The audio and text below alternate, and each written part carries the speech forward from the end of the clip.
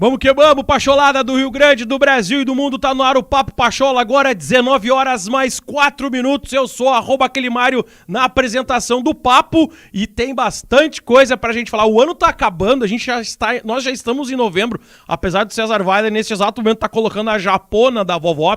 Tu em casa deve ter uma avó que fala assim, ó, bota a japona. O César fez isso agora, colocou a japona, porque nós estamos em novembro e neste exato momento, aqui nessa região de Porto Alegre, deve estar fazendo, sem exagero, uns 5 graus. Mais ou menos uns 5 graus. O Antônio Dutra, a gente tá mostrando aqui 15. Eu baixei pra 5. Porque o César tá com um casaco aqui que, meu Deus do céu, já me dá calor de ver ele com esse casaco. Mas, cara, enfim, o papo tá no ar com frio ou não, com sol ou não, enfim. A gente tá entrando aqui porque estamos com o Grêmio, aonde o Grêmio estiver, na mesa comigo, @César Weiler. Muito boa noite, Cezão. Boa noite, Marião, boa noite, Pacholada, que tá nos acompanhando mais uma vez, né, nesse friozinho gostoso de novembro. Tu gosta? Eu gosto. Eu sei que estamos tu gosta. aí, estamos afim. Feitoria. Que bom. Que bom, cara. Eu fico feliz que tu tá afim. Ótimo. Sempre afim. Ótimo. Sempre afim. Excelente. Desde meio-dia, chefe. Bonito, né? Coisa linda. E também aqui o @LZF Macedo, o prof. E aí, prof? E aí, gurizada, espero que todos estejam muito bem. Quero mandar um abraço especial aqui pro Márcio Diego Pires, o João Gemenez da Silva, o Gabriel Fleck, nosso membro, o Matheus Bertoncini, toda essa galera que tá chegando por aqui. Deixa o like na nossa transmissão, compartilha o link e esse é o Novo Papo. É isso aí, esse é o Novo Papo e importante demais é vocês compartilharem essa live, principalmente nos grupos de WhatsApp. Também, se tu tiver mais tempo, e eu sei que tu tem, porque essa hora tu tá aqui com a gente, compartilha também lá no Facebook, cara. É isso aí. Logo, logo nós estaremos voltando para o Facebook em live. Estamos remodelando o Face da rádio. Né? O César tá fazendo, não sou eu que tô fazendo. Ele olhou pra mim com uma cara de tipo, filho da... Não, jamais. Não, então, cara, sim, nós vamos voltar a fazer live lá, mas primeiro a gente vai fazer uma limpa de muita coisa que tem por lá e vamos voltar com tudo também no Facebook. No meu lado direito tem um cara aqui muito legal, um cara muito gente boa que eu gosto muito. É um amigo que o Grêmio me deu, é um amigo que a Pachola me deu, porque afinal de contas nos conhecemos por conta da Pachola. Antônio Dutra Júnior, obrigado pela presença, bem-vindo, meu querido. Boa noite, Mário, ouvintes da Pachola, pessoal da mesa. Pô, Mário, obrigado, viu? Eu realmente gosto muito quando eu venho aqui, eu me sinto em casa, né? Vocês sempre fazem convites, a gente procura participar. Hoje mesmo, né, a gente sabe de todo o esforço que vocês fizeram para que a gente tivesse esse encontro hoje, né? Hoje seria um debate que nós recebemos a informação agora de última hora que teria sido cancelado pela ausência do pessoal da Chapa 2, né? A gente sabe o quanto é difícil para vocês desenvolverem todo o trabalho que vocês fazem, inclusive promover esse debate. Nós viemos hoje aqui representar as ideias da Chapa 1 e estamos aí, né? É isso aí. Vamos falar de Grêmio, que é o que importa, que é o que interessa. A gente também não pode negar que a quinta-feira é o último jogo da temporada 2022, desse calvário, deste ano maledeto, para não falar um palavrão aqui, e acabou, velho. Acabou. Agora, tudo que importa para 2023 como o Grêmio vai se comportar, o que o Grêmio vai fazer, o que Odorico, o que Antônio Dutra Júnior e toda a sua equipe pensam para o Grêmio para 2023, mas tem também uma Copa do Mundo, cara, e eu gosto de Copa do Mundo. Eu sei que aqui é Grêmio e vai ser sempre Grêmio, mas eu vou tirar uma fotinha que eu vou olhar pra ti aqui, vai lá que nós vamos fazer uma foto bonita. Não, foi essa. Tá mandando uma foto eu todo torto, mas tudo bem. Mas assim, cara, pelo menos uns 2% a gente vai falar de Copa, né? Enquanto não acabar totalmente a temporada, que quinta-feira é o último jogo. Mas tem que falar de Copa, né, prof? Não, mas por mim, os programas a gente fala metade Copa, metade especulação de mercado. Não tem problema nenhum. Eu sou do tempo do 90 milhões em ação. Para frente, Brasil, salve a seleção. Eu peguei essa época aí. Não pegou nada. Claro que eu peguei, cara. Claro que não, isso aí é anos 70, Mas cara. eu peguei isso aí, em 82, em 94 e em 90 a galera cantava ainda isso. Era o rebote. Pode ser. Aí depois a Globo veio com as musiquinhas da Globo, pra te ver como tu não sabe, eu sei, pai. Crianças. Porque eu sou mais velho que tu. Eu peguei realmente ao vivo. Tu deve ter Sem pego. cometer nenhuma indelicadeza, sem cometer nenhuma indelicadeza, mas acompanhamos qual Copa pela primeira vez? Ai. 70. A de 70. Eu? pegou. Perfeito, Ele pegou. perfeito. Meu A pai. cores, né? A cores. Mas a é que eu cores. lembrava de Copa do Mundo sempre Não, os é de meus 70 tios, meus preto e vô branco. cantando. Vocês viram a cores, nós vimos preto e branco. É mesmo? Porra, mas foi a primeira Copa transmitida a cores, correto? Em colores. A primeira Copa que eu vi colorida, que eu me lembro, foi a Copa da Argentina. 78. 78. 78? 74 foi onde? A Alemanha? Não? Pera, 74? Sim, foi na 74 na 70 Alemanha. México, Alemanha. 74... Sim. É. 70 Enfim, México, vamos lá. 74 Começando Alemanha, então o papo. 78 Argentina. Eu acho que a gente tem que ler um pouquinho mais de Copa do Mundo. 78, uma Copa muito polêmica, né? Polêmica. Muito polêmica. Abraço Eu pro gosto Peru. da Copa do Mundo, Abraço pro cara. Peru. Abraço. Abraço pro Peru. Isso fora de contexto dá uma bronca. O corte, o maldito corte. Só pega a parte que eu falo abraço pro Peru. exatamente. Mas tudo bem, cara. A gente vai seguindo aqui, não tem problema nenhum. E a gente vai seguindo aqui em nome de Banrisul, Semana do Servidor Público. Banrisul, a dedicação de cada dia transforma todos os dias lá no Instagram, @Banrisul, KTO.com, no Instagram é @KTO_Brasil. Aqui na descrição da live tem o link da parceria, tu clica ali, faz o teu cadastro, usa o promo code Pachola pra ganhar 20% a mais no primeiro depósito. Também a galera do Hub 23 Food Hall, o primeiro Food Hall de Canoas, @Hub 23 Food Hall. E também agora já vamos para os destaques do programa. A gente tem alguns assuntos aqui que inclusive o Dutra pode participar, deve participar, que seria gremistas em seleções. Quem será o centroavante do Grêmio? Acho que o Dutra pode ajudar bastante gente nisso. Daqui a pouco, quem sabe, ao vivo aqui, escapa uma informação. Já pensou? Seria legal. Bah, seria incrível. Seria incrível. Brusque em dificuldades e despedidas. Mas assim, cara, acho que antes de mais nada, a gente puxa a pauta para as eleições. Vamos puxar essa pauta para as eleições e aos pouquinhos a gente vai colocando aqui as pautas do programa do dia a dia do Grêmio. O que tá falando, Cezão? Normalmente a gente tem 3 microfones, hoje 4, a gente fez alguns ajustes. Se a galera tiver algum tipo de dificuldade com som, só avisa que a gente reajusta, tá? Tá, show, beleza. A galera vai dando aquele retorno pra nós ali, os nossos holds ali vão ajudando. Mas eu acho que a gente tem coisas pra falar e já tivemos aqui no Noite de Grêmio, e o primeiro programa neste conteúdo novo com o César Cidade Dias foi a participação do Alberto Guerra. Depois nós tivemos lá na Arena, né, para a eleição do CD. Daí tivemos também o Dorico, né, de novo aqui. E agora estamos aqui com o Dutra. Então não tem como não falar sobre este ano sabático. Acho que a gente tem que... eu tenho uma opinião, Dutra, assim, ó, de que o gremista não deve esquecer os anos ruins que passaram, para não se repetir. Mas, infelizmente, na nossa história, nós tivemos 3 passagens pela Série B e aparentemente, nós tivemos repetições de erros. Como já em 2023, o Dorico vencendo essa disputa, como não cometer os mesmos erros, Dutra? Bom, o que teve de diferente nessas passagens do Grêmio pela segunda divisão foi que pela primeira vez o Grêmio passou por esse calvário tendo uma profusão de recursos, né? O Grêmio caiu para a Série B com um superávit, o Grêmio caiu para a Série B com um plantel com um custo muito elevado e com salários em dia, tá? Então isso faz com que as análises elas acabam de alguma forma excluindo delas o componente financeiro. E a gente vê que todos os clubes, ou a maioria dos clubes que caem, eles têm um problema financeiro. Eles caem com situações de atraso de salário, eles caem com situação de falta de recursos. E o Grêmio é um case nesse sentido, porque nós caímos para a Série B sem nenhum problema salarial, sem nenhum problema financeiro, tá? Então a gente tem que direcionar a nossa análise somente para as questões técnicas e táticas que aconteceram no ano da queda, né? E aí a gente pode elencar uma série de questões, as trocas constantes de treinador, as contratações que foram feitas, as dificuldades em manter um elenco e um time coeso e que tivesse realmente condições de buscar os resultados, né? Então, todas as análises que nós fizermos vão ser em cima do departamento de futebol, principalmente, e depois no arcabouço do clube, né? Nas decisões do clube que provocaram esses equívocos. O Grêmio sabe por que caiu? Bom, no ano passado e até esse ano nós escutamos algumas vezes o nosso presidente dizer que eles tinham todos os diagnósticos, né? Uhum.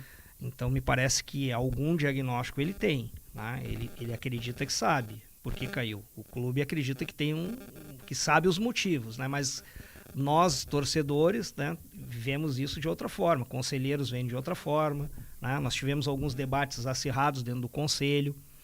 Eu fui o único conselheiro que foi à tribuna cobrar o nosso CEO, especialmente, e com ele a direção do clube, por algumas coisas que, para mim, são inadequadas, né?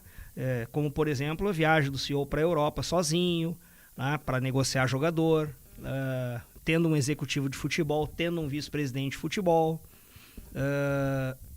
Também vejo assim como equivocada a postura do CEO em querer demasiadamente participar do ambiente do futebol. Lembrando que teve um momento que ele foi anunciado na imprensa como o homem forte do futebol. E essas coisas acabaram, de alguma forma, gerando um desgaste, né, com aquilo que estava se colocando dentro do vestiário do Grêmio, dentro do departamento de futebol. E foram várias situações, né, várias situações. Então, todos os atores, né, torcida, conselheiros, pessoal de movimentos políticos, todo mundo tem visões diferentes da questão da queda.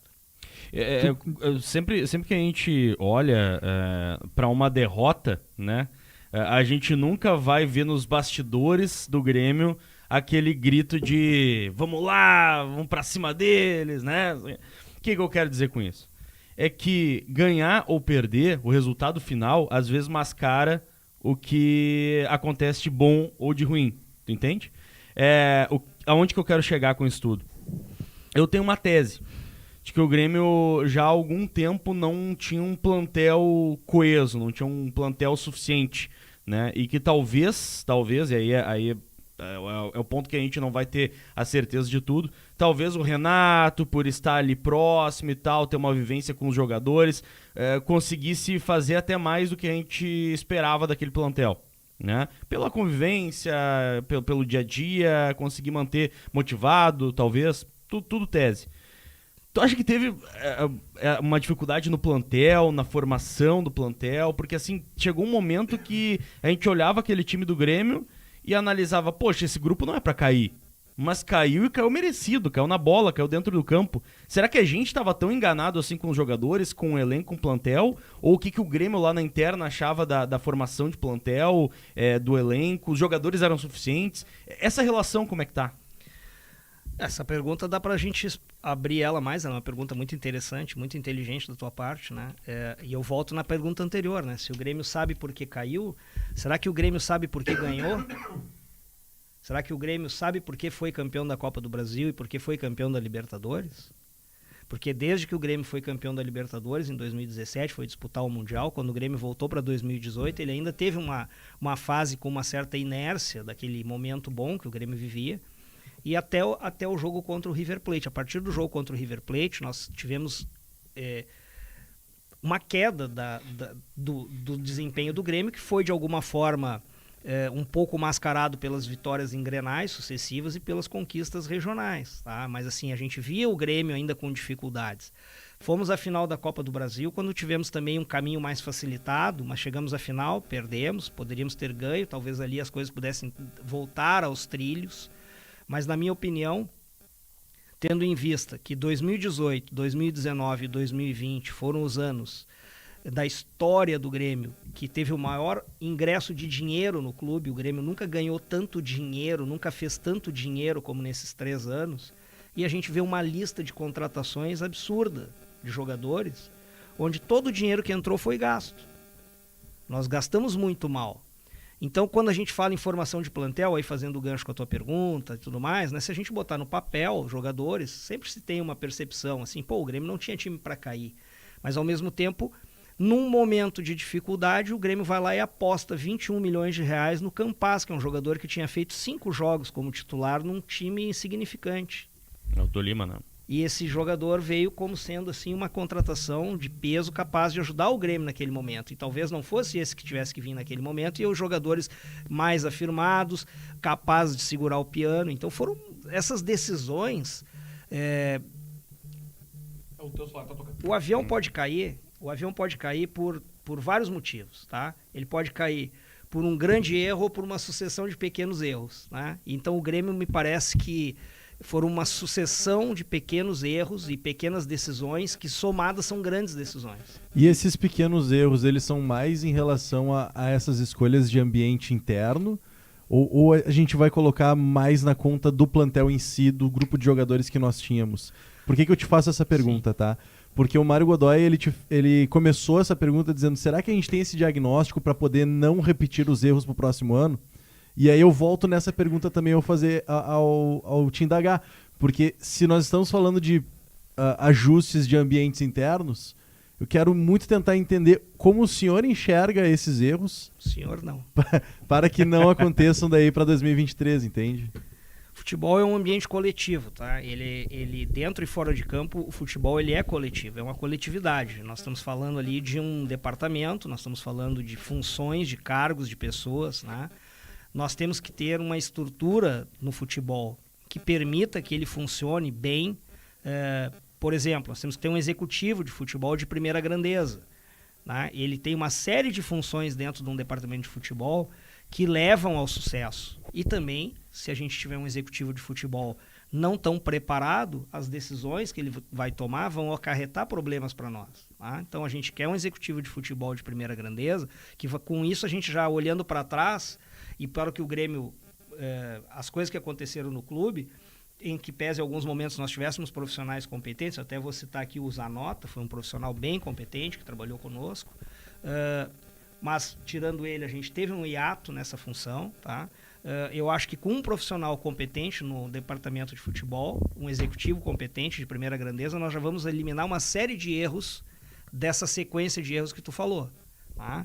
Aí nós temos outros cargos que vão ser preenchidos dentro do nosso projeto também, que vão buscar eliminar uma série de problemas que a gente tem tido hoje. Então nós temos problemas estruturais no futebol do Grêmio, que nós vamos sanar com pessoas competentes, e com essas pessoas competentes nós vamos montar um plantel para entregar para o nosso treinador um time competitivo. Essas pessoas já estão escolhidas? Na sua maioria, sim. Talvez tu não possa falar quem, é evidente, né? Mas quais cargos já estão definidos? Não, nós não podemos nominar as pessoas, né, por uma questão assim que as pessoas, primeiro, elas estão empregadas e segundo, nós ainda não assumimos a gestão, né? Uhum. Então qualquer nome que a gente venha citar, a gente compromete essa pessoa, né? A gente pode talvez até prejudicar ela em alguma situação. Isso a gente não quer fazer, a gente tem tratado as coisas com o máximo respeito aos profissionais e ao clube, né? Em que pese assim, de forma eleitoreira, citar nomes, né? Parece assim, já está acertado com fulano e tal. Profissionais que estão trabalhando, e eu sei que isso gera problema para as pessoas, né? O outro clube, afinal, não gosta de saber que seu profissional está sendo... Já estão dando como certa a contratação dele em outro lugar, né? Eu, certamente, se eu citasse alguns nomes aqui, nós ganharíamos simpatizantes, likes, votos, mas não é esse o objetivo, né? O que eu posso garantir ao torcedor do Grêmio é o seguinte: do ponto de vista do futebol, as coisas vão mudar muito e para melhor. Com pessoas competentes, com pessoas sérias e com um departamento de futebol comprometido com o clube. Tu acha que manter o Renato é significado de mudança? Porque até então, tanto Guerra quanto o Odorico trabalharam uma certa parte aí da sua campanha falando sobre a manutenção do Renato. E é mudança manter o Renato? Tu acha que é mudança manter o Renato como técnico do Grêmio? Depende se tu enxerga um Renato só ou se tu enxerga, por exemplo, o Renato que teve no Grêmio até 2017, né, onde ele foi campeão em dois títulos expressivos, ou o Renato dos momentos finais, onde ele saiu, onde o Renato praticamente tocava todo o departamento de futebol. O Renato tinha que fazer tudo. O Renato é uma pessoa que, se as pessoas não fizerem por ele, se ele vê que as pessoas não estão fazendo o trabalho, ele faz. Ele vai lá e faz. Então, desculpa te interromper, tá? Isso é uma dúvida que eu acho que é importante de esclarecer, inclusive para nossa torcida. Por que o Renato fazia tudo? O Renato fazia tudo porque ele é metido, que é o que as pessoas normalmente colocam, assim, porque o Renato quer mexer em tudo e quer se aparecer e tal. O Renato mexia em tudo porque ele estava querendo se envolver ou porque ele via que o ambiente interno tinha isso como uma deficiência muito grave e ele tinha que botar a mão? Não, a presidência e o departamento de futebol, na época tocado pelo Duda Crefe e pelo Alberto Guerra, entenderam que era melhor deixar tudo na mão do Renato e que se eles saíssem dali, não fossem trabalhar, não estivessem presentes, tudo ia dar certo. Por mágica, tudo ia dar certo, né? Acreditaram que o Renato sozinho poderia fazer tudo, mas deixaram para ele funções e trabalhos que eles deveriam fazer e não fizeram. Essa é a verdade. Tá? Eu posso citar uma série de exemplos, tá? Mas a falta de compromisso das pessoas do futebol gera uma série de problemas. O futebol é um trabalho de 24 horas por dia, 7 dias por semana. Quem não quer se incomodar não pode pisar no futebol.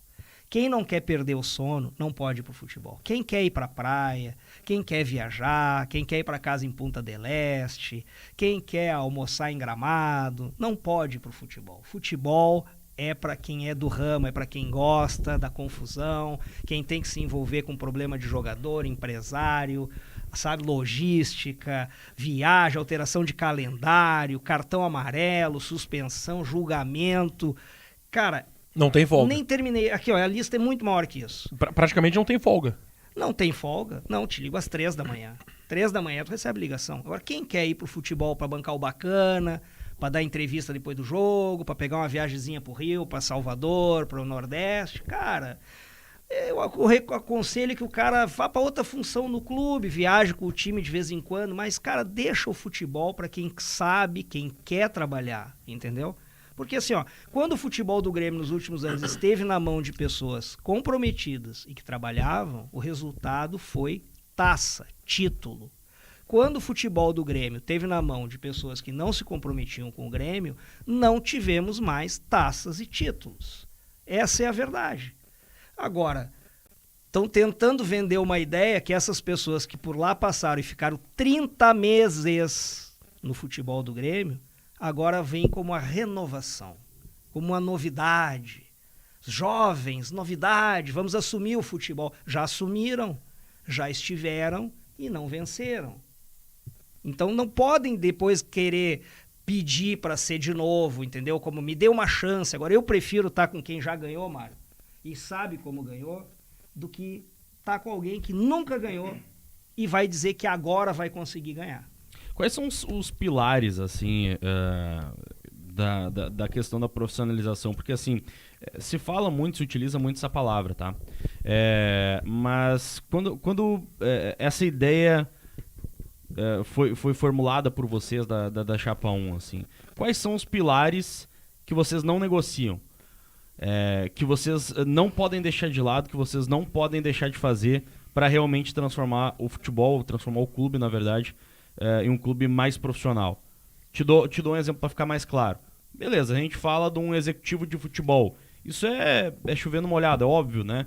Mas além do executivo de futebol, a função que vocês não negociam, isso aqui vai ter um profissional para cuidar, um profissional competente para cuidar dessa e dessa função. Os pilares. Bom, nós vamos ter profissionais competentes na área de saúde, e aí inclui a medicina, inclui a fisioterapia, inclui a fisiatria, inclui a nutrição. Nós vamos ter profissionais competentes na área de inteligência de mercado e na área de scouting. Tá? O que seria a inteligência de mercado? Inteligência de mercado é analisar e acompanhar jogadores na América Latina, na Europa, onde eles estão, né? Ter uma ou duas equipes sombra, que são jogadores monitorados o tempo inteiro, o que está acontecendo com eles, mesmo que a gente não esteja com janela aberta, ou que não esteja contratando nesse momento, mas que a gente saiba quem são as reposições para fazer com que as reposições que nós vamos prover ao treinador se encaixem dentro do modelo de jogo do treinador. O Grêmio não pode contratar um jogador e pedir para o treinador dar um jeito e bota ele para jogar. Porque apareceu um negócio de ocasião aqui, o empresário apareceu aqui na frente, opa, apareceu esse jogador aqui, ó, consigo comprar, me dá o jogador. Aí, ó, bota para jogar, bota no grupo. Não é assim que funciona. A gente tem que repor as peças e prover as peças para atender a demanda do treinador. Isso tem acontecido? De empresário chegar, oferecer e o cara bota e cai de paraquedas no grupo? Mas isso acontece há muito tempo. Há muito tempo. O Grêmio compra o que oferecem. Raramente o Grêmio consegue ir atrás de um jogador. E quando ele vai atrás de um jogador, é porque apareceu um negócio de ocasião. Aparentemente, assim, pareceu que se tinha descoberto uma receita de bolo e como 2016, 2017 deu certo e deu muito certo, com o Penta da Libertadores e o Tri da Copa do Brasil, talvez tenha tentado se replicar. Oi? O Penta da Copa do Brasil, bom, nós vamos chegar lá. O Penta da Copa do Brasil e o Tri da Libertadores tenha se replicado em 18 e 19, acabou realmente não acontecendo. Mas, Dutra, tu tava falando sobre os scouts, sobre números, sobre estatísticas. O CDD hoje, ele é responsável por isso, né? De fazer essas análises, de buscar as melhores opções no mercado pro Grêmio. E quando tu te refere nessa equipe, tu te refere que o CDD também vai ser trocado. As pessoas que trabalham no CDD, tu te refere a isso? Não necessariamente, a gente tem bons profissionais lá, mas o CDD é uma peça na engrenagem, né? Ele responde a uma demanda que vem do clube de cima para baixo. O exemplo tem que vir de cima para baixo. Eu não acredito em liderança por ordem, eu acredito em liderança por exemplo. Tá? Então, nós temos que liderar pelo exemplo, nós temos que pegar o nosso plano, o nosso projeto, que ele seja comprado por todos os profissionais que nós vamos trazer para o clube, e isso vai ser posto em prática. Né? Então, significa também que o Departamento de Análise de Desempenho, o CDD hoje, né? Com uma forma horizontal, ou seja, ele vai atender as demandas da base do profissional, nós vamos trazer jogadores pré-prontos, como nós fizemos, com uma safra enorme de jogadores que foram todos vendidos pelo Grêmio e deram para o Grêmio esse aporte de dinheiro fantástico que nós tivemos nesses anos que eu falei, e que hoje o Grêmio praticamente não tem mais, porque o Grêmio parou de plantar, e quem não planta não colhe. Tá? Eu acredito que a base nunca esteve em condições de prover tão poucos jogadores nesse momento, que é um momento que o Grêmio mais precisaria agora para fazer frente a esse novo desafio de 2023. Espero que possamos entregar a base para uma gestão profissional também, da mesma forma, e com isso a gente iniciar de novo o projeto Lapidar, que foi um projeto que deu muito para o Grêmio. Tá? Esse talvez seja um departamento que a gente vai ter que fazer as maiores mudanças mais estruturais dentro dele, que é o departamento da base. Tá? E não quero dizer somente trocar pessoas, até reaproveitamento de pessoas, funções, ou compromissos, objetivos. Pegar a mão do Grêmio de novo. Tá? Eu diria isso, pegar a mão do Grêmio, porque o Grêmio parece assim, um organismo que está cansado. Tá? Um organismo que chegou ao final de 8 anos de gestão sem muita vontade, sabe? Em todas as áreas. A gente vê isso no marketing, a gente vê em várias áreas do Grêmio, né, que não estão com a mesma vitalidade que estavam no início da gestão. Tu comentou agora sobre o marketing do Grêmio, Dutra, e é um setor dentro do clube que tem muita reclamação. Não é pouca reclamação, tem muita reclamação, e eu sempre que eu tenho oportunidade de falar sobre isso, eu trago as dores e o anseio do torcedor, principalmente no pré-jogo, que a gente fica ali no entorno da arena horas antes da partida, e muito se fala da ineficiência até certo ponto, porque eu não vou dizer que 100% do marketing errou. Não dá pra falar isso, até porque o Grêmio, muitos anos, ganhou vários títulos nesse setor de produção, né, do marketing. Mas a gente sabe que poderia ter sido feito muito mais. O clube se distanciou da torcida. Tanto do torcedor aqui de Porto Alegre, região metropolitana, quanto o torcedor de fora dessa região, né, que é mais do interior ou fora do estado. A partir de 23, caso o Dorico vença, e todos vocês vão fazer parte da equipe do Dorico, como melhorar o marketing, como melhorar a comunicação do Grêmio com a torcida, como trazer a torcida cada vez mais perto do clube e principalmente, Dutra, como aumentar o nosso quadro de associação. Que o Grêmio perdeu muito. Eu recebia, só para finalizar e contextualizar, o Facebook me mandou uma mensagem antiga, aquelas mensagens de lembranças, e em 2018, antes daqueles jogos contra o River, o Grêmio estava beirando a casa dos 85 mil torcedores, né, sócios torcedores. E hoje deve estar na casa dos 60, 62, eu não sei exatamente o número. Como é que a gente consegue trazer de volta a torcida para perto do clube, Dutra? Bom, são várias coisas que a gente tem que fazer, e algumas até não vão estar sendo feitas no marketing em si, mas o marketing vai ser agente da mudança. Tá? Começa também pela questão do tratamento que é dispensado ao torcedor dentro do estádio, tá? o próprio ingresso do torcedor na arquibancada norte, algo que a gente viu sempre ser um fato gerador de problemas e de insatisfação. Tá?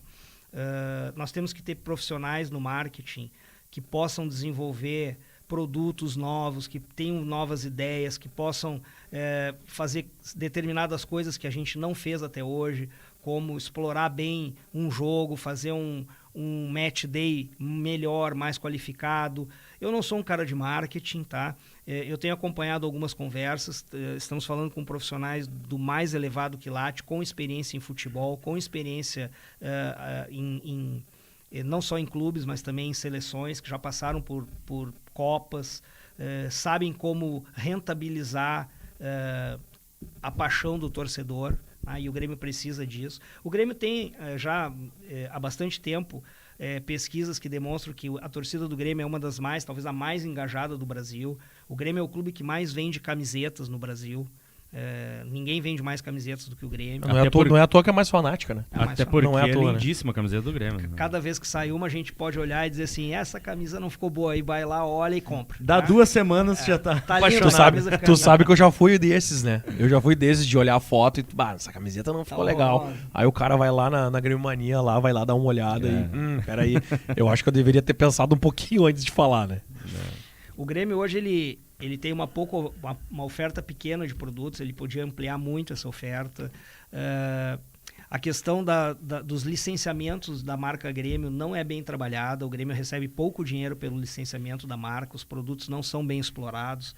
Então nós temos é um campo aberto, o marketing do Grêmio é um campo aberto para ideias, para projetos, com uso de tecnologia, com uso de questões dentro do estádio, uma série de coisas que a gente vai tentar construir junto à Arena, em que pese todas as dificuldades, né? Eu mais de uma vez estive na Pachola e falei que a Arena Porto Alegrense ela é inimiga do Grêmio, ela é uma empresa que cria obstáculos ao Grêmio, sempre foi desde a inauguração. Eles não são parceiros do Grêmio, nunca foram. Eles trabalham para eles pensam somente neles, não trabalham para o conforto do torcedor, não trabalham para o bem-estar do torcedor gremista. E ao que parece, se tu me permite acrescentar, porque eu dos guris aqui, eu fico muito mais na torcida, Dutra. Eu não vou muito na cabine. Tão pouco conhece a cultura de Grêmio. A cultura do torcedor gremista. Não conhece. Não conhece. Eu até fiquei surpreso que eu vou ter que falar isso, porque na chapa 2 colocaram lá como candidato a vice-presidente um ex-presidente da Arena Porto Alegrense, né? E eu vi ele falando que agora, com ele lá, a Arena iria melhorar o tratamento do torcedor, porque daí ele... Cara, quando ele foi vice-presidente, quando ele foi presidente da Arena, não fez nada, e agora, estando do lado do Grêmio, ele vai conseguir fazer. Então, um negócio que não, sabe, não... e aí eu te digo assim, eu sempre falei que a Arena é inimiga do Grêmio. Pô, na chapa 2 tem um inimigo do Grêmio, então lá. Eu acho estranho isso. Mas... Temos vários aspectos negativos, né? Que tu estava citando ali. Porque a base não está conseguindo entregar os jogadores certos agora para esse momento do Grêmio. Nós temos um problema de relação com a Arena. O marketing não está sabendo explorar tudo certinho. O Grêmio com os seus gastos, montagem de elenco, etc. Eu queria saber em relação à prioridade. Porque se a gente for elencar todos esses problemas e quiser resolver todos eles no primeiro mês, a gente não vai resolver nada. Sim. E a minha dúvida é, qual é a prioridade? Qual é o primeiro passo que vai tomar? Os pilares da nossa chapa são futebol e torcida. Tá? Então, no âmbito do futebol, eu vou rapidamente te falar. Colocar uma estrutura de profissionais competentes para trabalhar no futebol do Grêmio. Porque, sabe, eu falei para ti antes assim, o Grêmio não sabia por que ganhou, né? Pode não ser por... Perguntou se o Grêmio sabia por que perdeu, eu disse, talvez não soubesse nem por que ganhou. Tá?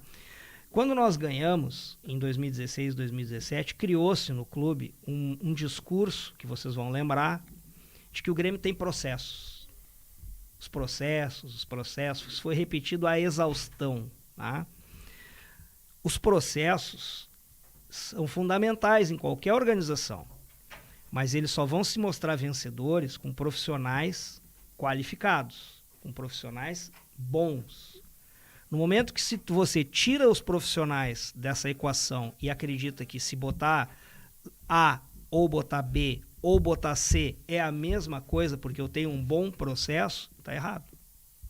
Tá errado. Então, o futebol, ele tem que ser colocado lá, tem que se colocar dentro do futebol pessoas competentes para trabalhar. Pessoas competentes é a primeira coisa. Pessoas interessadas e comprometidas é condição obrigatória. Tá? Eu não posso colocar alguém para dar aula de inglês que não fala inglês. Tá? Um exemplo. Tá? Uma vez que a gente monte uma estrutura de profissionais competentes e qualificados e contrate jogadores através dessa estrutura em condições de prover ao treinador mão de obra e material humano suficiente para ele montar um time competitivo que traga o Grêmio de volta aos bons momentos, nós vamos ter a oportunidade de trabalhar as demandas do torcedor. O torcedor está ávido por isso. O torcedor não aguenta mais ver o time do Grêmio jogar. A gente sabe, a gente vai a campo. Tá? Esse ano foi muito difícil, porque nós tivemos assim atuações terríveis na Série B. Sofremos para subir para a Série A. O Grêmio sofreu, subiu, sofreu. Foi difícil, podia ser muito mais difícil, agora nós estamos dependendo de último jogo, resultados paralelos, mas graças a Deus não. Tá? Mas tivemos partidas muito ruins. Tá? Então nós precisamos trocar muitos jogadores e isso vai trazer o torcedor de volta à vida, né? Porque esses 2 anos foram sofridos para o torcedor gremista.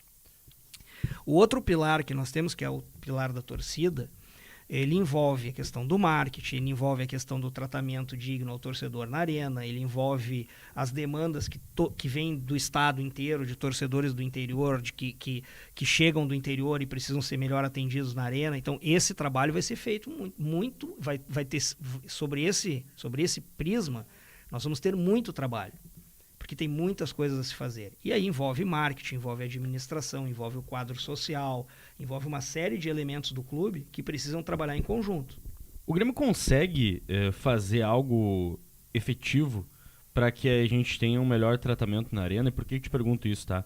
Porque também eu quero fugir do óbvio. Quando a gente fala que o torcedor não tem um bom tratamento na arena, né, é óbvio que não tem um bom tratamento, tanto que a gente viu aí no último ano tudo que aconteceu com o torcedor. Agora, o que na visão da Chapa 1 o Grêmio poderia ter feito nessa relação com a arena de efetivo, né, ou até no sentido de cobrança, né, com a própria Arena Porto Alegrense para que o torcedor tivesse um melhor tratamento? Bom, eu nunca me conformei, quando eu tive lá como vice-presidente, com algumas questões assim de isso não é com a gente. Nós não temos poder sobre isso. Né? Eu acho que o Grêmio ele é muito grande. O Grêmio é um dos maiores clubes do mundo. O Grêmio tem importância no cenário mundial do futebol e dentro da sociedade aqui em Porto Alegre ele é um elemento importantíssimo. O Grêmio tem que fazer valer a sua força para sentar com as pessoas da arena e resolver problemas. E se não for possível resolver o problema, que seja explicado para todos por que não é resolvido. O que não pode é o assunto ficar para o torcedor numa nuvem cinza. Porque o Grêmio empurra para a arena faz que não é com ela.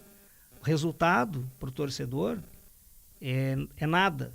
O torcedor vai a jogo, um jogo após o outro, continua tudo igual.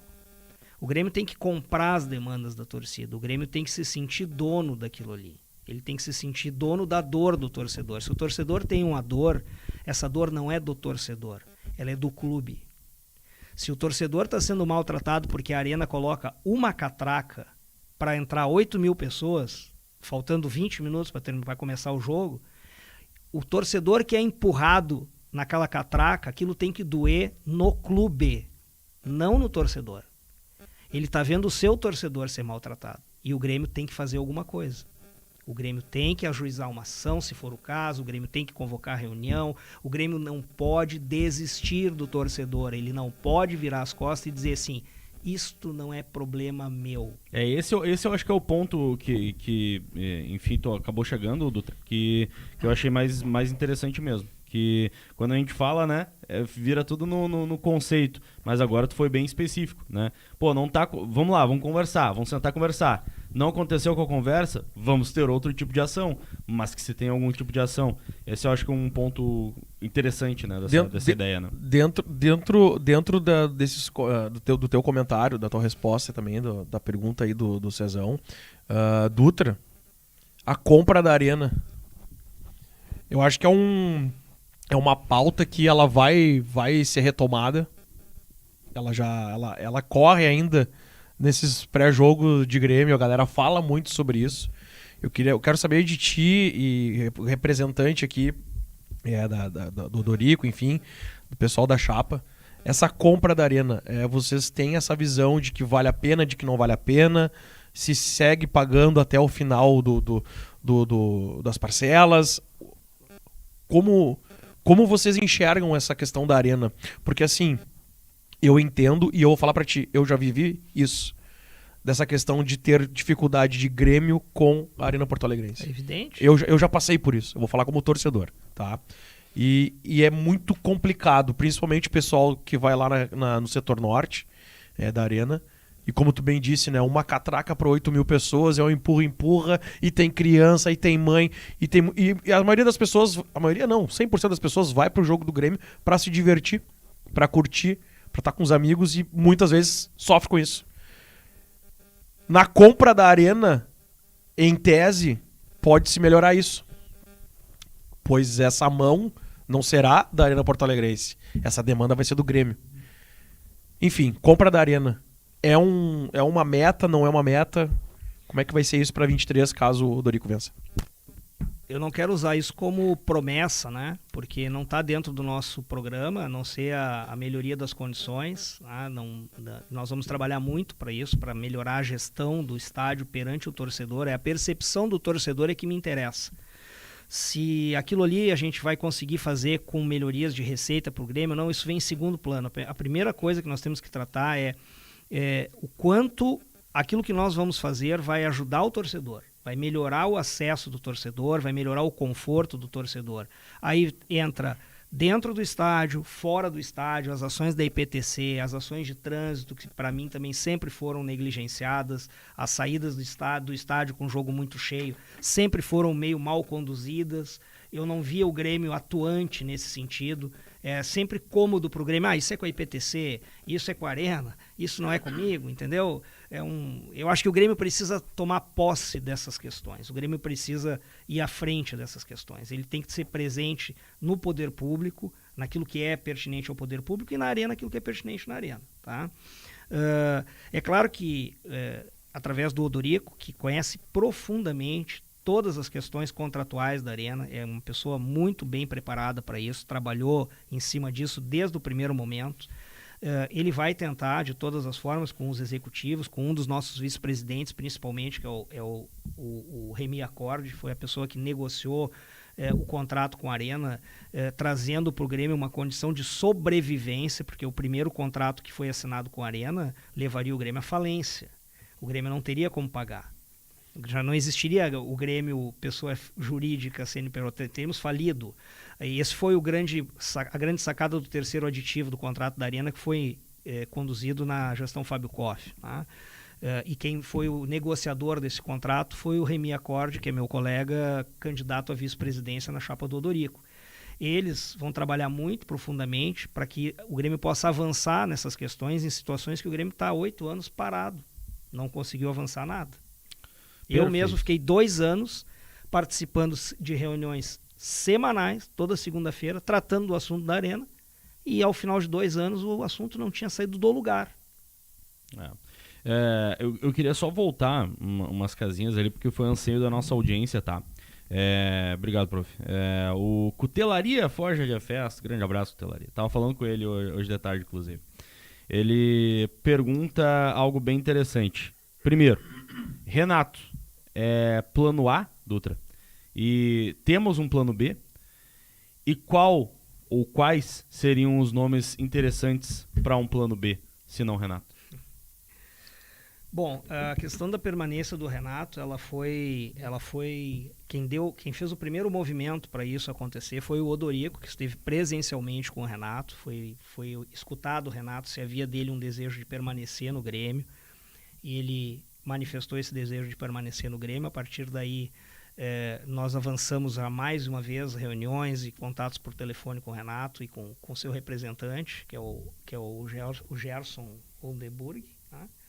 E tivemos com ele já algumas vezes, está bem encaminhado. Eu acredito que a gente tem esse assunto já de alguma forma praticamente equacionado, mas enquanto não tiver 100% fechado, né, a gente sempre sabe que futebol não se pode garantir nada, né? Então, até agora a gente está com esse assunto encaminhado e não há nenhum plano B, C ou D. Nosso plano é o Renato, a gente quer manter o Renato. Nós fomos campeões com o Renato da Copa do Brasil e da Libertadores da América. Desculpa, não é muito perigoso apostar todas as fichas no Renato e daqui a pouco ele dizer que não vai poder ficar, alguma coisa do tipo?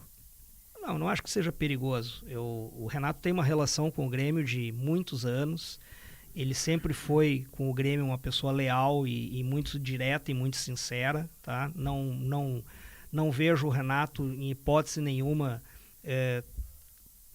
trabalhando com qualquer situação que não fique clara para o Grêmio e para quem hoje está negociando com ele, tá? Se me permitem, eu continuo por aqui, porque antes também teve... Não, vai daí.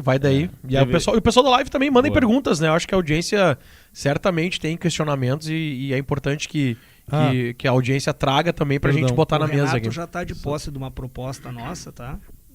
Com valores e tudo mais, já está com ele. Então, perfeito. Tá na mesa, então. Olha só, desculpa, eu só queria dizer aqui, pedir desculpa pro Hugo Costa Gonçalves, porque sem querer o cabo do fone tocou no meu celular e meu celular excluiu uma mensagem dele. Parece que eu tô censurando ele aqui, tá? Não, tá louco. Eu vi isso aí. Você aqui, um cúmplice teu, eu vi. Eu tava aqui e eu vi. Foi sem querer aqui. Foi na hora que o César pegou o celular e botou pro lado ali. Isso, daí só na verdade foi culpa do César, tá? Então sai. Por favor, tu pode... O Guilherme senta aqui agora no teu lugar e tu... Só vou pedir desculpa pro Hugo aí que não quis parecer que eu tava censurando. Escreve de novo. Era pra alguma pergunta? Não, eu posso ler aqui a mensagem que foi apagada, tá? Ele disse o seguinte: espero que, se eleito, pense no torcedor e não só nos puxa-saco de organizada e de supostos influencers. Então, numa mensagem como essa, parece muito que eu censurei, tá? Não foi intenção. Tá. Não, tá. Essa é a mensagem. Mas, hein, olha só, a gente teve outros assuntos interessantes também e eu iria puxar outras pautas e tal. Antes se falou bastante de base e é um assunto que eu gosto, base, porque eu acho que é o que acaba sendo a alma do clube, né? A alma do clube, é a tradição do clube que vai se perpetuando, né? Quando tu consegue passar para os novos jogadores a tradição do clube, os jogadores quando entram em campo são torcida dentro do campo e acontece essa sinergia e fica isso muito, muito evidente quando a gente consegue alguns exemplos, né? Mas assim, sendo bem específico, o que a Chapa 1 pensa da transição? Porque a transição é um ponto, talvez vou chamar de polêmico, tá? Por parte da torcida, porque muitos acreditam que a transição é necessária por uma questão de adaptação, uma questão que pode preparar melhor o jogador para ele entrar em campo numa sequência, e outros acham que é um gasto, é dinheiro jogado fora, que atrasa a colocação do jovem no time principal. O que a Chapa 1 pensa da transição? Bom, o conceito transição, quando nós implantamos isso no Grêmio em 2015, tá? O conceito da transição são alguns jogadores que terminaram a categoria de base e nós consideramos que eles têm condições de ingressar no grupo principal, mas eles por algum motivo ainda não estão prontos. Então eles ficam num período de transição. A transição como categoria, como ela foi colocada no Grêmio hoje, onde foi criada uma categoria para acomodar 20 atletas, com departamentos médico, com logística, com dirigentes políticos, e essa categoria não está vinculada nem ao futebol profissional e nem à base, ela tem vida própria, isso nós somos contra, tá? E isso dessa forma como está, não vai permanecer, tá? Isso gera um custo enorme para o Grêmio, gera um custo maior, inclusive, do que do futebol feminino, tá? Que é uma demanda histórica das meninas, das gurias que disputam campeonatos importantes hoje e não tem recursos para isso. Então, só por esse motivo, a extinção da categoria transição já fica justificada, tá? Mas a questão principal é que nós não imaginamos a criação de uma categoria para acomodar tantos atletas. O Grêmio hoje ele tem aproximadamente, o número é 74 jogadores sob contrato, tá, no futebol, acima de 20 anos. Então o Grêmio tem uma profusão enorme de jogadores sob contrato. E isso gera para nós um custo. Nós temos que ser mais racionais. O Palmeiras está sendo campeão brasileiro com um elenco de 24 atletas. Qual seria o número ideal? Isso vai depender de uma análise da comissão técnica, tá? Mas certamente é um número bem menor do que esse valor, do que esse número, né? Nós vamos trabalhar com um elenco enxuto, mas com qualidade. No momento que você tem jogadores que muitas vezes você tem excesso numa posição e carência em outra posição, tem que jogar improvisado, a gente quer evitar isso, a gente quer prover para cada posição uma reposição à altura, tá? Por mais difícil que seja, porque esse é qual o principal motivo que faz os clubes do centro do país chegarem na ponta do Campeonato Brasileiro? Eles têm elencos com reposição, porque fazer um time não é tão difícil, fazer um time, mas montar um elenco em que se tu tiver uma lesão, um cartão no lateral direito, tu troca por um outro lateral direito da mesma qualidade, isso é mais difícil, porque o custo é maior, tu tem que lidar com atletas de ponta, um grupo mais qualificado, sabe? Tem uma série de problemas. Então, e o dinheiro a gente sabe, né? Nem sempre só o componente dinheiro é o que resulta na vitória, né? Tem uma série de coisas, aí o futebol ele é simples e ao mesmo tempo complexo, né? A gente viu o exemplo do Atlético Paranaense agora, né? Que fez frente, foi uma questão de um lance que o jogador ficou livre por causa de uma expulsão, né? Senão poderia ser uma partida de diferente. empate, né? Outro resultado. Agora, o que acontece no Atlético Paranaense não começou ontem, né? É verdade. Eles vêm trabalhando isso há algum tempo, né? E aí para eles também tem algumas facilidades, porque ele também tem uma pressão menor, né, com relação à sua torcida. Certamente o Grêmio não está nessa categoria do Atlético Paranaense de ficar alguns anos se reestruturando. O Grêmio vai logo adiante precisar já apresentar resultado, né? Mas também é uma cultura ajustável, né? Também é uma cultura ajustável, de pouco a pouco, com a comunicação com o torcedor e falando, olha, temos um projeto de tantos anos, porque certamente, por mais que a pressão seja menor no Atlético Paranaense, também tem algum tipo de pressão pela vitória, né? Sim, tem. Então, assim, é algo que dá para se ajustar também com o torcedor, né? Eles têm peculiaridades que nós não temos. Eles têm um rival muito abaixo deles, né? Então eles têm uma pressão menor, eles têm uma torcida menor do que a nossa. Lembrando que fizeram uma pesquisa no Paraná e o time com maior torcida lá é o Corinthians. É verdade. Né? Então ele está num contexto diferente, né? E num patamar de grandeza diferente também do Grêmio. Mas o modelo deles me agrada muito. Modelos de gestão, o modelo de seriedade que eles têm dentro do clube, a forma como eles lidam com as coisas do clube deles, né? Eu tive o prazer de conhecer o Dr. Petralha, Mário Sérgio Petralha, né? Eu tenho um amigo de Brasília que é muito amigo dele, nos apresentou, ele nos deu algumas palestras, é uma pessoa bastante esclarecida, tem uma história de vida maravilhosa, e ele trata realmente o clube como sendo o clube dele, né? Então ele tem o olho do dono no clube, né? É uma figura que certamente não é das mais queridas do futebol brasileiro pelo contexto geral, mas pro Atlético, mas pro tá atleticano, começando a trazer resultado, né? Pô, hoje mesmo eu tava vendo meme, né, de internet, porque se criou um papo de terãs no Flamengo. E aí o meme era assim, era um bonequinho com um cobertor do Atlético Paranaense. Todo mundo falando de terãs no Flamengo. E eu tranquilo porque conheço Petralha. Ou seja, vai fazer um jogo duro, né? Vai querer os interesses do Atlético, né? Até só pra te passar a bola, Marião, e não ficar o dito pelo não dito, então, sobre transição, da maneira como está, não fica se a Chapão for vencedor.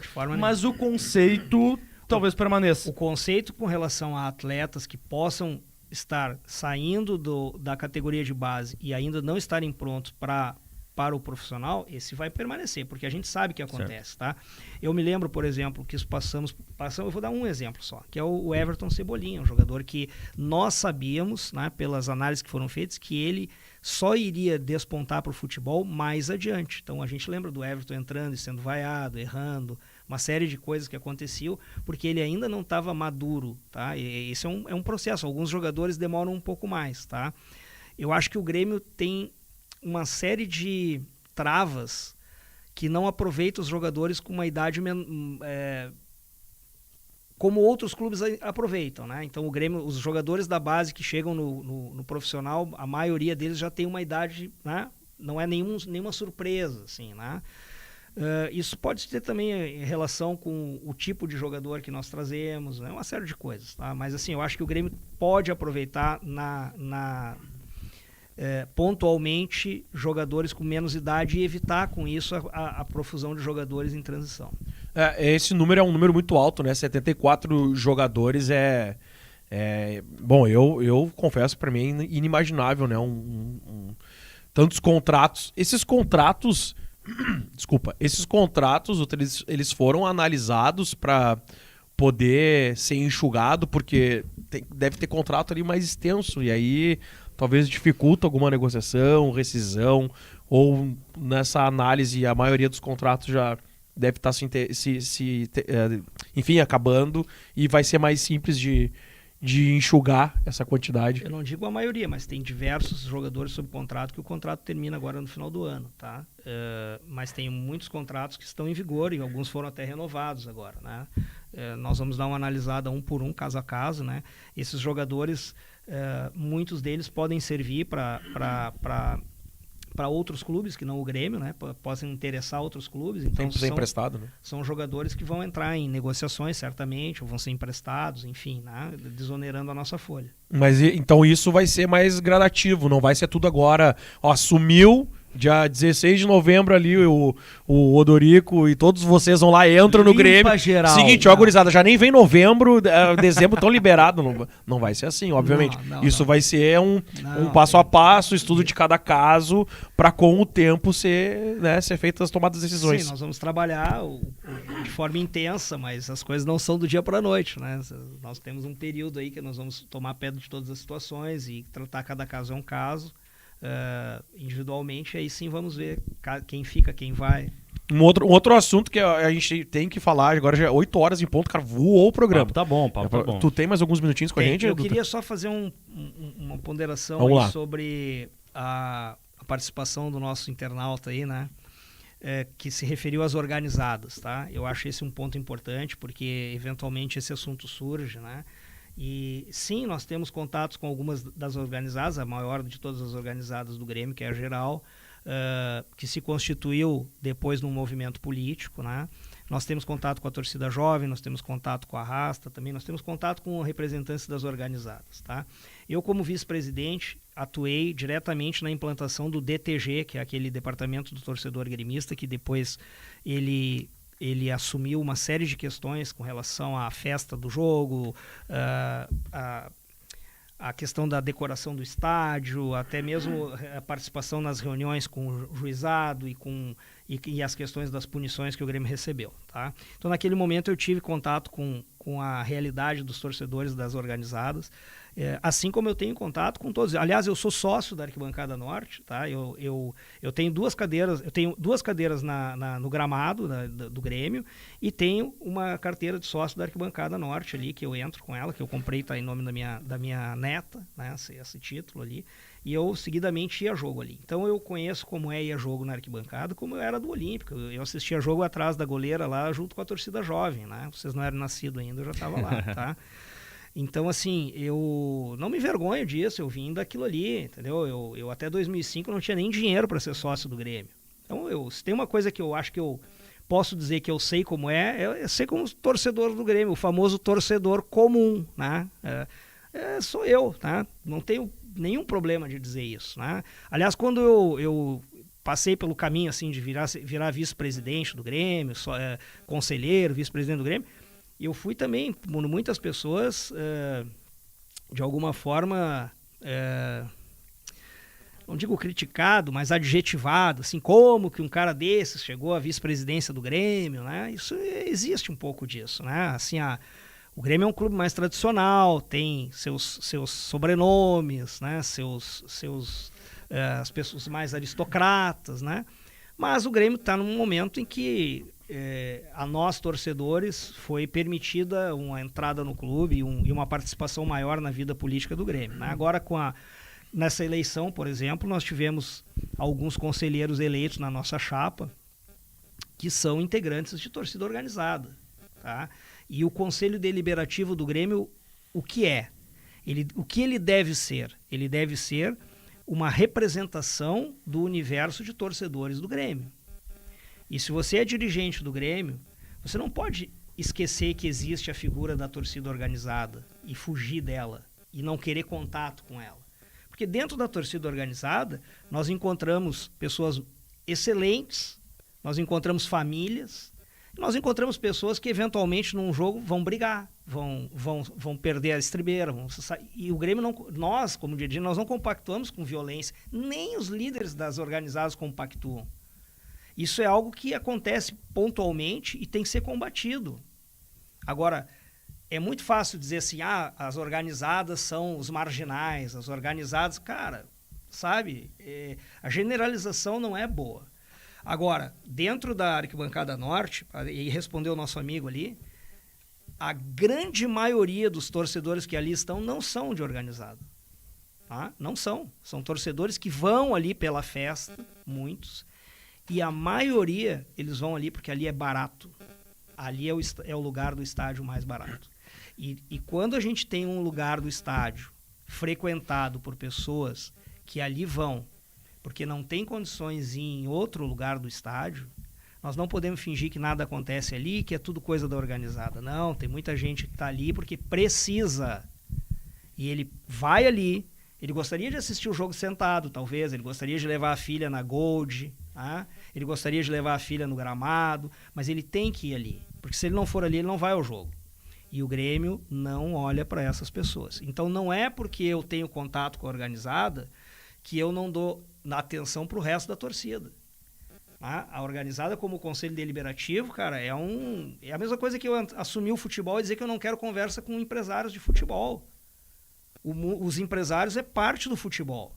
Não posso fechar os olhos para as organizadas, assim como eu não posso fechar os olhos para o empresário, não posso fechar os olhos para a CBF. Eu não gosto da CBF, eu não gosto da Globo, eu não gosto da Comebol. Cara, então sai. Sabe? Porque tu tem que lidar com todos, tu tem que lidar com o tribunal, com a arbitragem, com a organizada, com a torcida, com o jogador, com os empresários, com todos os elementos que fazem parte do futebol. Então não é possível que alguém queira ser presidente do Grêmio e não conheça a realidade da torcida organizada. É um elemento importante para a festa e para o funcionamento do estádio. E também é cultura, né? É cultura brasileira. É cultura brasileira e cultura de Grêmio, né? Vou deixar o meu abraço aqui pro Folha da Jovem, que é um grande amigo que... Virou conselheiro que o Grêmio é um grande amigo que o Grêmio me deu e é um cara que tem um amor muito grande pelo Grêmio, cara. O Folha faz um trabalho social importantíssimo com a torcida jovem. Ele sempre nos envolve, que ele nos convida e a gente sempre participa. E uma faceta das organizadas que muitas pessoas não conhecem, né? O assistencialismo, a ajuda a pessoas carentes, que é feita coleta e distribuição de alimentos, mantimentos e uma série de coisas que são feitas pela organizada. Então, eu não vou aqui entrar nesse mérito, assim, explicar, mas assim, nós não somos a chapa das organizadas, nós somos representantes e estamos olhando para toda a torcida do Grêmio. Tá? Então, as demandas da Arquibancada Norte não são demandas das organizadas, são demandas do torcedor do Grêmio. Eu tô lendo aqui no folheto do Odorico as ideias, né, da chapa, do Odorico, mas enfim, da chapa. E uma das coisas que me chama a atenção aqui é o futebol feminino. E o Grêmio joga o primeiro jogo da final contra as gurias do Inter, né, o final do Gauchão, no Beira-Rio, e domingo é na Arena. E o futebol feminino do Grêmio vem sofrendo já há alguns anos, né? Com um baixo investimento, sem muita qualidade, por conta de falta de dinheiro, né? Não consegue ter investimento maior para capacitar e melhorar as atletas e tampouco conseguir contratar atletas melhores, né? Como melhorar isso, como captar a verba, ou do dinheiro que vai entrar de televisão, de patrocínios, enfim, de venda de produtos. Uma parte desse dinheiro vai ser investido, acredito eu, dentro do futebol feminino. Mas eu queria saber de ti a importância deste pilar do futebol feminino dentro do clube, E a gente já tem aí agora um campeão de Libertadores brasileiro, que é o Palmeiras, né? O Palmeiras foi campeão brasileiro, campeão da Libertadores. E o Grêmio tem que ser campeão também no feminino pela Libertadores. Como é que a gente vai buscar esse título? Com uma gestão profissional também no futebol feminino, né? O marketing do Grêmio ele tem que trabalhar para todo o Grêmio. O Grêmio profissional e o Grêmio masculino e feminino. Tá? Futebol feminino é o futebol profissional. Então, por que ele não vai ter uma gestão profissional? Hoje a gente sabe que eles sofrem até com dificuldade do local para fazer o treinamento. Tá? Então, a infraestrutura que o Grêmio oferece para o futebol feminino ela é muito aquém da sua necessidade. Né? O Grêmio precisa prover para o futebol feminino uma estrutura profissional. Hoje ela é uma estrutura amadora. O Grêmio tem futebol feminino profissional gerido como se fosse um departamento de futebol amador, tá? Em toda a sua essência. Essa é a verdade, e isso tem que mudar. Nós não podemos emprestar a marca Grêmio, o distintivo do Grêmio, a camisa do Grêmio, para as meninas irem disputar jogos somente com a vontade delas, entendeu? Elas precisam de amparo. Essa é uma palavra que serve muito para o futebol feminino. O futebol feminino é desamparado pelo Grêmio. Nós temos que acabar com isso e ir para um outro degrau. Da última vez que li sobre o assunto, o Inter investia na casa de, 450 mil, né, de folha, e o Grêmio 150 mil, mais ou menos, no futebol feminino. Por que do lado de lá tem tanto mais investimento e o Grêmio tanto menos? É uma questão de engrenagem dentro do clube, ou o Inter olha para o futebol feminino e pensa naquela lógica de primeiro a gente impulsiona para depois ter o público, para depois ter o retorno, e o Grêmio está na lógica invertida? Não é só a folha, né? Como eu te falei, a infraestrutura que oferecem para elas em termos de treinamento, em termos de logística é melhor. Tá? Isso, qualquer clube que está disputando o Campeonato Brasileiro Feminino dos clubes grandes faz isso e o Grêmio não faz. O Grêmio está num patamar inferior. E essas gurias são guerreiras de conseguir bons desempenhos, né? Porque a gente sabe as dificuldades que elas passam. Com certeza. Eu seguidamente recebi a ligação do Yura, meu colega lá que trabalhava no futebol, trabalha ainda no futebol feminino, né? Pedindo ajuda, porque precisava do campo para treinar, não tinha campo, tinha que ir num outro estádio, dificuldade de toda ordem. Toda hora, conheço as dificuldades lá do futebol feminino, sei que tudo que foi feito até agora foi com muito esforço e muita dedicação deles, né, que cuidam do futebol feminino, mas assim, sem o devido amparo do clube em todos os sentidos, Ontem a gente teve um programa aqui, o Noite de Grêmio, e quem participou foi o Amodeu, e foi um programa de quase 2 horas de participação dele, foi bem bacana o programa. E, Dutra, deixa eu te perguntar, eu puxo o assunto de ontem na representatividade do modelo, porque na visão dele tá fadada a SAF. Em algum momento vai acontecer a SAF no futebol, não o Grêmio, tá? Futebol brasileiro. Quero saber a tua opinião sobre SAF e se tu acredita que realmente tá fadado os clubes do Brasil e, no nosso caso, o nosso Grêmio virar SAF. O que tu pensa sobre isso? E se é a favor ou não é? Para quem vende prego, martelo é a solução. SAF, hoje, como ela está, assim imposta, né? Os clubes que já optaram pela SAF são clubes reconhecidamente com dificuldades financeiras, muito endividados, né? Que acharam nessa forma uma questão de sobrevivência, tá? Eu acredito que no momento que a SAF, que a Libra evoluir e a SAF estiver disponível, muitos clubes vão ter uma sociedade anônima do futebol que vai servir como porta de entrada para investimentos, tá? Agora, no modelo que nós entendemos atual, o modelo que o Grêmio deve seguir é o modelo do clube associativo gerido de forma profissional como uma SAF, tá? Buscar os investimentos da mesma forma, trabalhar com transparência, com compliance, com tudo aquilo que a SAF oferece em termos de atrativos, tá?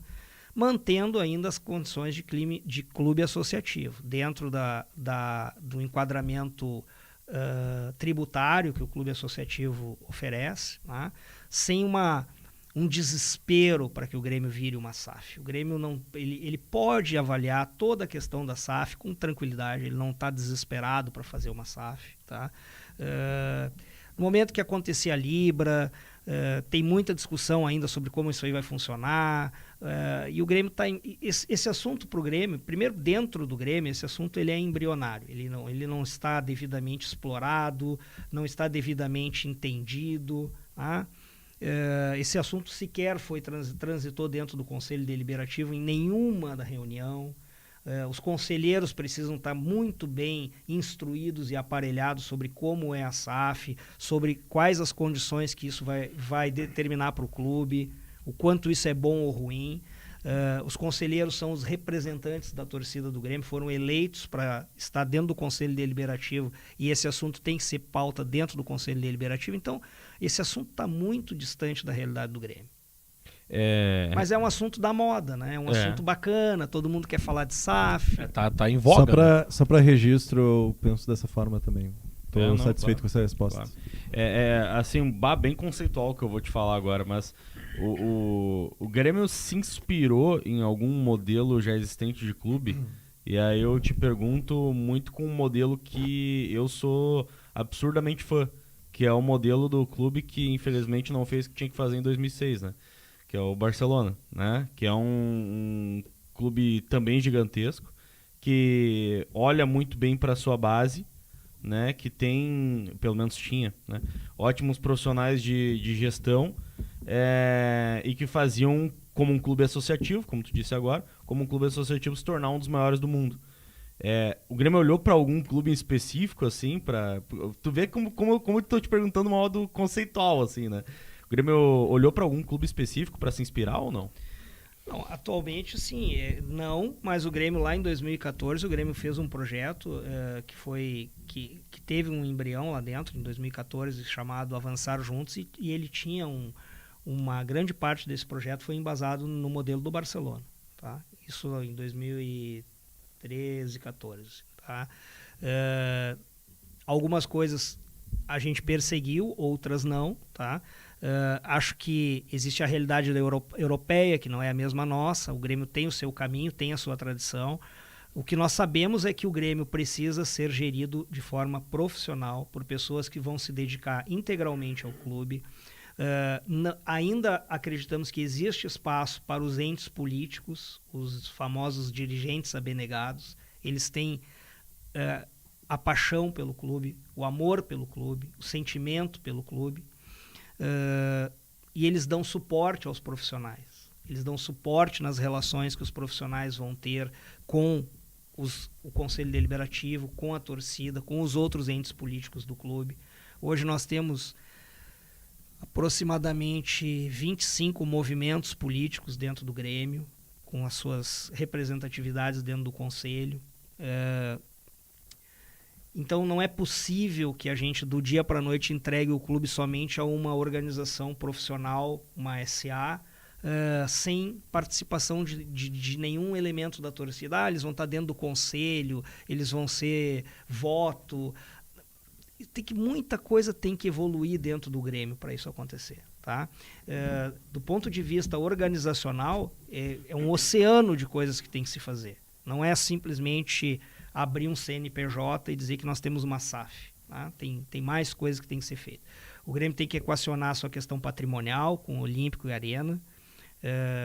O Grêmio tem que fazer um projeto muito forte de transparência e compliance interno, de governança, que foi falado, foi feito pesquisa, foi contratada uma consultoria, mas o presidente do Conselho Deliberativo não levou isso adiante, as coisas não avançaram, precisam avançar, estamos ainda atrasados em algumas coisas. E essa questão toda vai ser tratada, liderada pelo Odorico Roman, é uma pessoa extremamente competente para isso, formado, estudioso, foi testado no futebol, foi vencedor no futebol, tá? Conhece os caminhos. E com ele nós vamos voltar de novo aos trilhos. Prof, tu quer fazer alguma pergunta? Eu já tô... Eu tô satisfeito das minhas perguntas e das respostas do... Eu fui do... fominha demais o tempo inteiro. Não, pra mim, eu tô bastante satisfeito, principalmente porque uma das minhas curiosidades era em relação ao pensamento da SAF mesmo.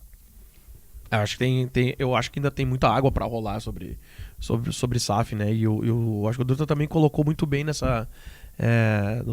na resposta dele sobre o que precisa para se pensar nisso, falar sobre isso. Tem muita coisa para organizar a casinha para, quem sabe, num futuro distante, pensar nisso e se for pensar nisso, né? Porque a casinha... Tomara que nem pense. Não, a casinha tem que estar organizada, cara. Não dá pra dizer... Nunca diga nunca. Nunca diga nunca. A gente não sabe o dia de amanhã. Mas assim, eu acho que essa ideia de profissionalismo me agrada demais. Me agrada demais. Eu já li bastante coisas assim sobre SAF. Nós aqui no Bastidor, a gente fala bastante sobre isso. Mas é um assunto que está em voga, é um assunto que está na moda, como tu mesmo dissesse, não tinha como ficar de fora, né? Então só pra gente encerrar aqui o programa, acabou entrando um superchat aqui do Leonardo Rausch, acho que é assim que fala, né? Rausch, do Santos. Porque até hoje o Grêmio não teve um patrocinador master maior que o Banrisul. Somos gigantes. Porque isso não ocorreu? Pode ocorrer na próxima gestão? Pode, e eu acredito que vá.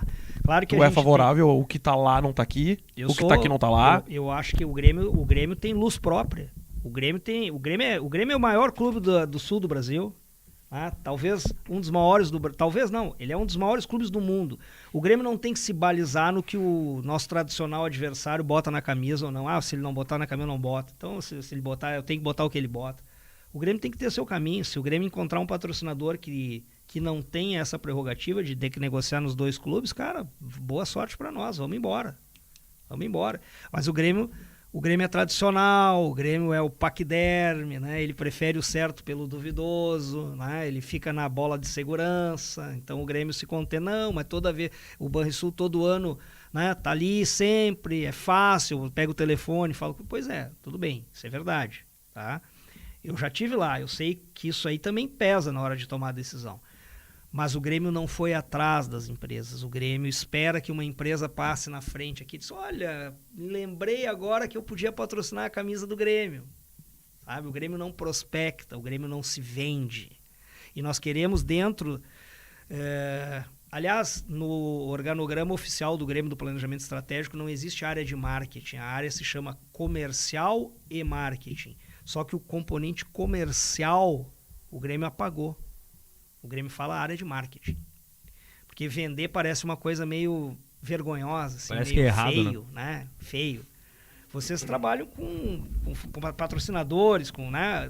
Tem que ter o dinheiro para fazer a máquina funcionar, né? Então vocês sabem que tem que ter o nome do patrocinador, é uma série de coisas. Então o Grêmio pode, tendo pessoas com vontade, com determinação, com competência, com conhecimento de mercado, com relacionamento, pode buscar patrocinadores que são independentes, né?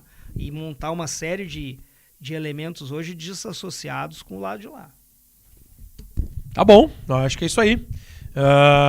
Considerações finais aí, prof, vai contigo, puxa aí. Só para agradecer, na verdade, quero mandar um abraço pra galera que tá na nossa live, mas agradecer também essa entrevista do Antônio Dutra Júnior, que eu acho que ela é bem esclarecedora. Acho que teve algumas frases fortes também que dá pra gente aproveitar depois e repercutir bastante, eu acho super interessante isso. E aproveitar para mandar um abraço para Elisandro Maculan, pro Fox Mulder, L de Libertário, Hugo Costa Gonçalves, Mazuca Alves, Hildo Agostinho Mioso e, deixa eu pegar mais um nome aqui, o Gabriel Fleck e Jaime Fiuza. Um abraço para vocês e muito obrigado. Vai daí, Cezão. Eu só quero fazer referência, Marião, para os assuntos da live que a gente colocou como principais aqui, e o porquê desse negócio, quem será o centroavante do Grêmio, tá? O Dutra não falou, né? Pois é, para confirmar, tá, o que aconteceu. O Diego Souza foi liberado para cirurgia, Elkson confirmou uma lesão, então o Grêmio, em tese, não tem centroavante.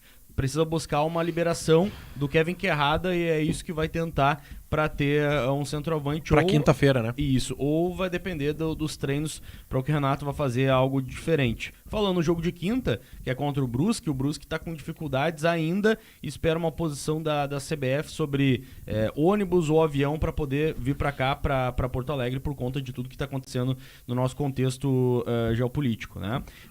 Mais duas menções, o Kahneman tá na pré-lista da seleção argentina do Scaloni. Claro que é uma pré-lista, né? São, sei lá, 50 nomes, 40, 50 nomes. É gente pra caramba. Mas tá lá, foi lembrado pelo Scaloni, apesar de ter atuado pouco, né? Em termos de quantidade de jogos. E a nossa goleira Lorena foi convocada para a seleção brasileira. Ela vai integrar aí a lista da Pia para a data FIFA do dia 7 a 15 de novembro, onde o Brasil vai jogar 2 vezes contra o Canadá. Tá? E a última, agora eu prometo, das despedidas, são alguns jogadores que podem fazer contra o Brusque a sua despedida do Grêmio. Elkson, Nicolas, Janderson e Rodrigo Ferreira encerram seus contratos de empréstimo. Edilson tem o seu vínculo encerrando e não deve renovar. E aí tem 2 possibilidades de negociação, 2 jogadores caros que não vêm atuando como titular. O Lucas Silva e o Thiago Santos, os dois têm interesse de outros mercados, o Lucas Silva do mercado turco e o Thiago Santos da MLS ou de outros clubes da Série A. Boa. A gente postou um vídeo lá no Instagram da rádio de umas perguntas e respostas rápidas pro Emerson. Eu achei bem legal e eu vou copiar a Fábio. Não sei se a Fábio não tá nos assistindo nesse momento porque ela tá lá no evento do Hotel do Grêmio que tá sendo lançado. Ela tá lá fazendo a cobertura. Eu vou fazer com o Dutra, eu vou brincar rapidinho com ele. Alô, Grêmio, me dá uma diária. Eu vou fazer... Alô. É bem bonito, por sinal. Eu vi o 3D, é bem bonito. Eu vou fazer pergunta pra ti, né? 2 perguntas, uma coisa ou outra, tu escolhe. Pinga-fogo. Não é pinga-fogo. Vamos lá. Eu vou imitar um pouquinho o que a Fábio fez, mas enquanto as respostas do Dutra, eu vou pensando em algo diferente. Arroz com ou sem uva passa? Peraí. Me dá do celular.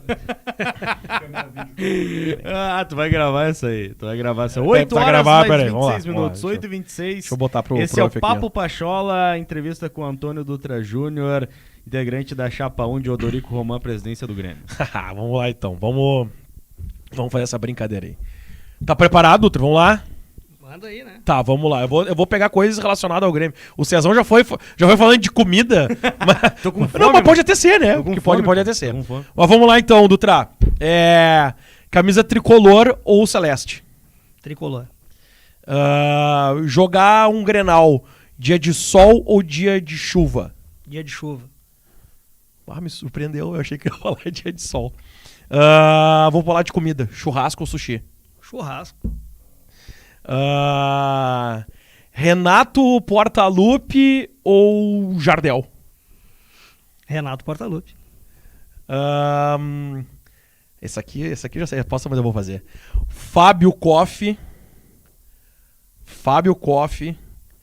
ou Seu Verardi? Puxa vida, cara, essa é muito ruim. Não pode ficar em cima do muro.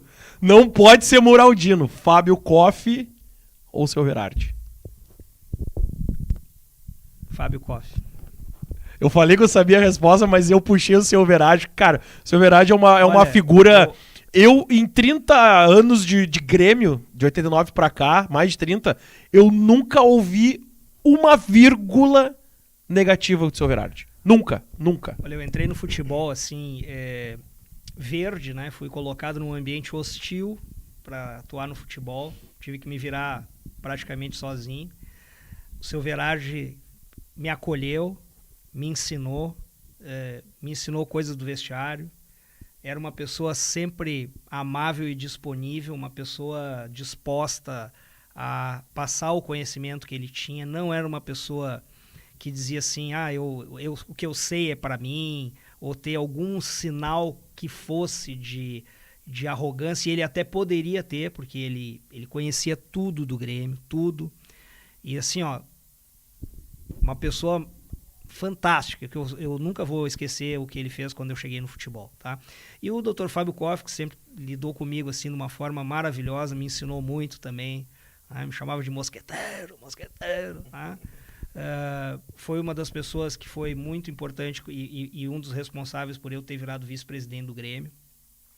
Então, a ele eu devo muito com relação aos ensinamentos e a forma como ele enxergava o Grêmio.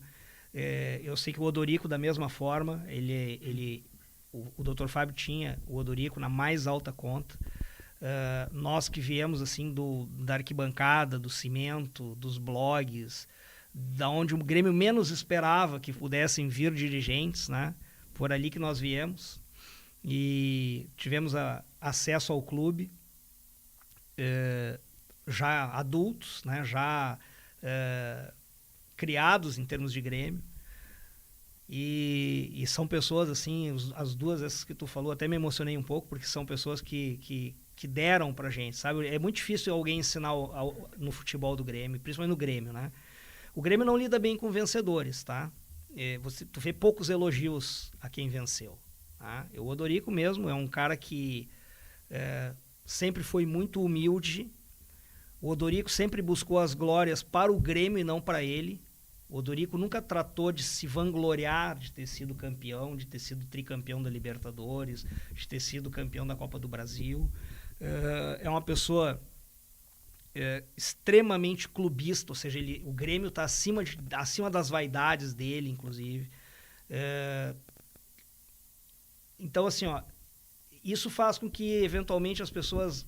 o Odorico, né? Não conheço. Claro, o Odorico nunca teve um marketing, né, sobre o que ele fez.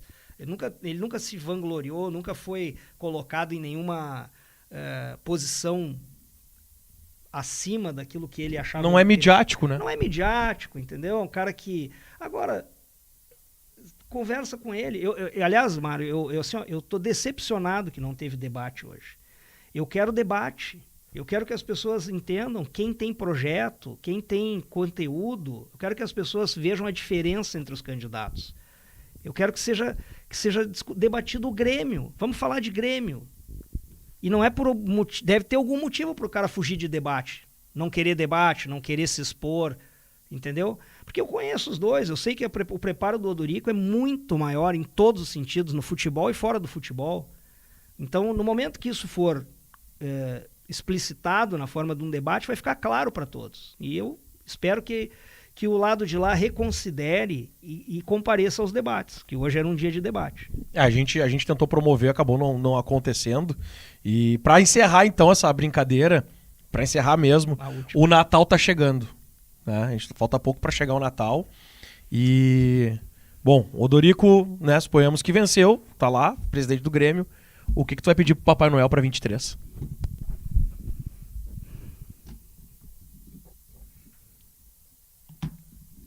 Pedir, a gente pode pedir o que quiser, né? Cara, agora é o momento de pedir o que tu quiser, mas tu sabe que cada escolha ela tem, né? Tem renúncia, tem peso. Tem que dar uma pensada aí. Tu não tem neste momento todo o tempo do mundo pra pensar, mas tu pode pensar mais um pouco. A cartinha do Papai Noel em termos de Grêmio vem assim, ó: Papai Noel, eu quero ser campeão da Copa do Brasil.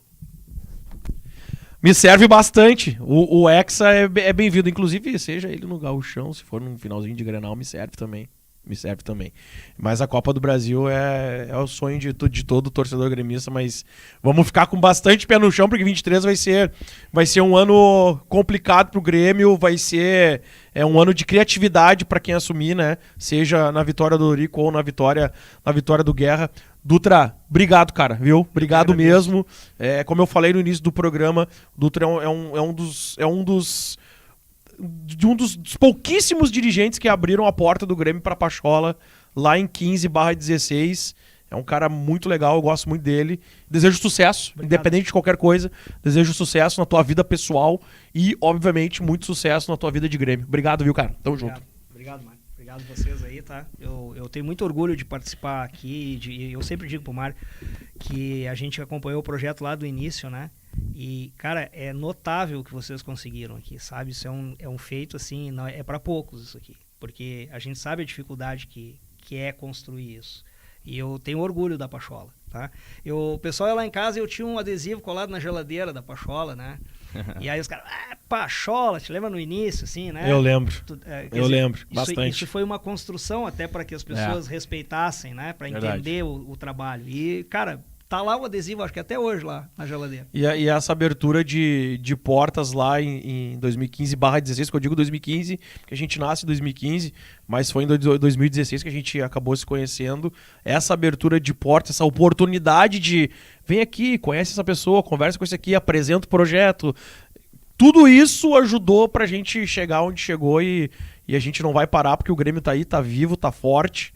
Mais do que nunca 23, o Grêmio vai fazer muito por onde e a Pachola vai estar do lado do Grêmio onde o Grêmio estiver. Não é clichê, é a mais pura verdade, é tudo pelo Grêmio. Dutra, obrigado. Cezão, prof, obrigado. Boa noite pra todo mundo. Gui, um abraço pra ti. Vamos fazer uma contigo aqui. Mas vamos botar uma cervejinha, né? Gente, boa noite pra vocês. Amanhã estamos de volta, meio-dia com o Pifada, né? E às 19 horas com o Papo Pachola. Uma boa noite pra vocês. É o Grêmio Não Adianta. Valeu!